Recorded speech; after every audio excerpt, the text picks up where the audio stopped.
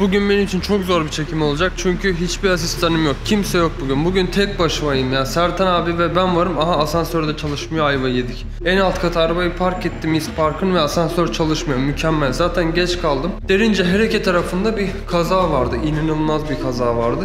Tam olarak beni 1 saat geciktirdi. Bu 1 saatlik gecikme normal zaman akışında 3 saati tekabül ediyor. Saat 11 ile 12 arasında çekime başlarız demiştim fakat saat şu an 12. Yani aslında teknik olarak geç de kalmış sayılmam. Zaten kaza yaptım. Yani kaza yaptım derken ben bekliyordum. Arkadan biri geldi, aynadan gördüm. Bayağı da hızlı geliyor.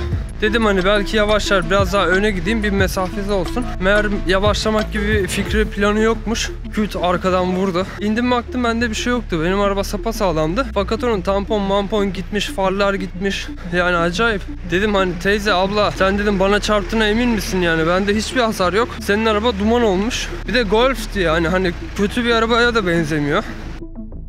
Selam, ne haber? İyiyim, sen nasılsın? İyi. Ne yaptınız? Önce bir basit çekim yaptık. Deneme mi, test mi? Evet. Ben diyorum bensiz nasıl başlayacaklar zaten. Sensiz başlanır mı? Aşk olsun. Meliha Make-up, sen benim saçımı kesecektin. Yalan oldu.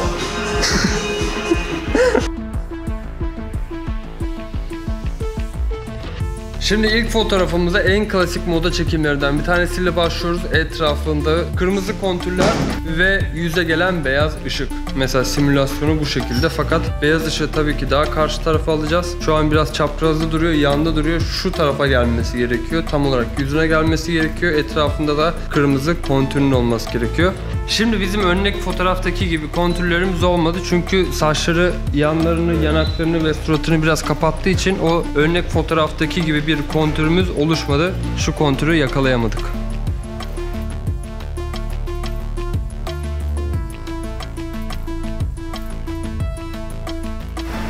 Hah, işte bu. Oldu mu? Aynen abi. You can also stay in one position.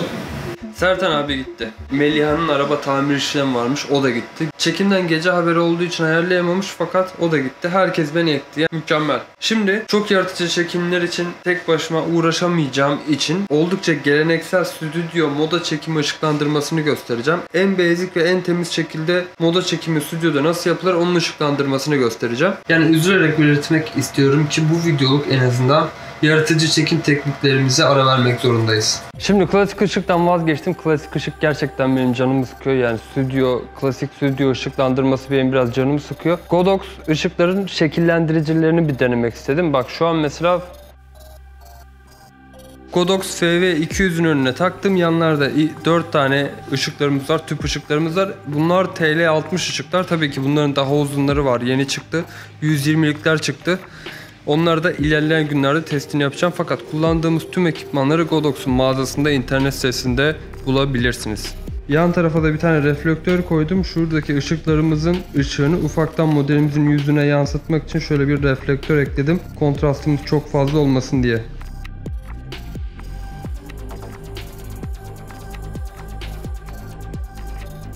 Tek başına çekim yapmak gerçekten çok zormuş ya. Kayıtlı değilmişim. Ben bir çekimi bitirdim, bir setup'ımı bitirdim fakat kamera kayıtlı değilmiş. Backstage'imi yapan kamera kayıtlı değilmiş. Emir'in mikrofonu kapalı unutması gibi bir şey.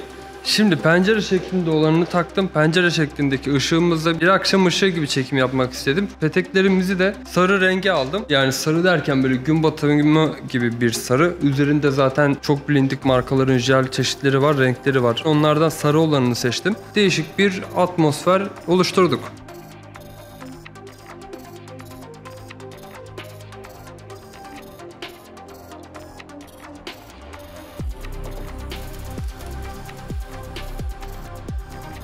Şimdi klasik ışıklandırma yapmayacağım dedim fakat enteresan bir şekilde modelimiz kendisinin portfolyosu için klasik ışıkta birkaç tane fotoğrafına ihtiyacı olduğunu, yani birkaç tane fotoğrafa ihtiyacı olduğunu söyledi ve klasik ışığa geri döndük maalesef. Üzülerek söylüyorum ki yaratıcı ışıktan şu anda şimdilik vazgeçtik. Gördüğünüz gibi sol tarafta bir tane kontürümüz var, sağ tarafta ana ışığımız var. Background'ımıza da belki ufaktan bir ışık dolgusu yapabilirim birazdan. Böyle de bir şekilde klasik ışıklandırmalı 3 noktalı stüdyo ışığını şu anda 2 noktalı olarak yapıyorum. Kontür ve ana ışık olarak. Tabi bunların K-Light, Main Light gibi tuhaf isimleri var. Fakat ana ışık, kontür ışık bu kadar yani benim için bu kadar basit. Bir tane de background ışık, belki fona vereceğim ışık olabilir. Bu arada fon, onun adı arka fon denmez. Fon zaten arkada olduğu için arka fon demek anlatım bozukluğudur. Daha D'yi dahi doğru düzgün ayıramayan adamdan da çok iddialı laflar.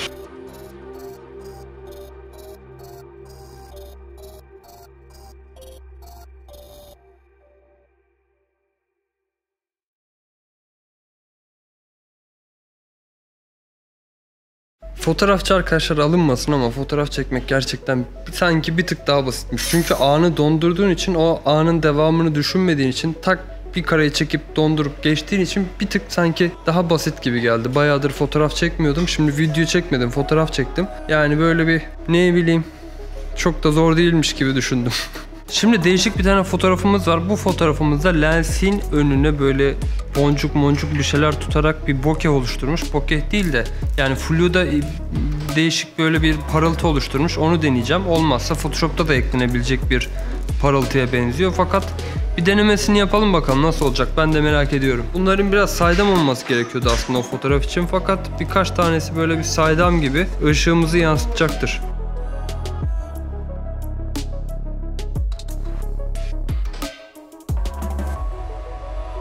Asistan ya da backstage için birini bulamadıktan sonra çok zorlayıcı oluyor ve de verimli de olmuyor zaten. Diğer arkadaşlarımızın da işinin çıkması zaten oldukça işimizi baltaladı. Yani bugünün çok verimli geçtiğini söyleyemeyeceğim maalesef.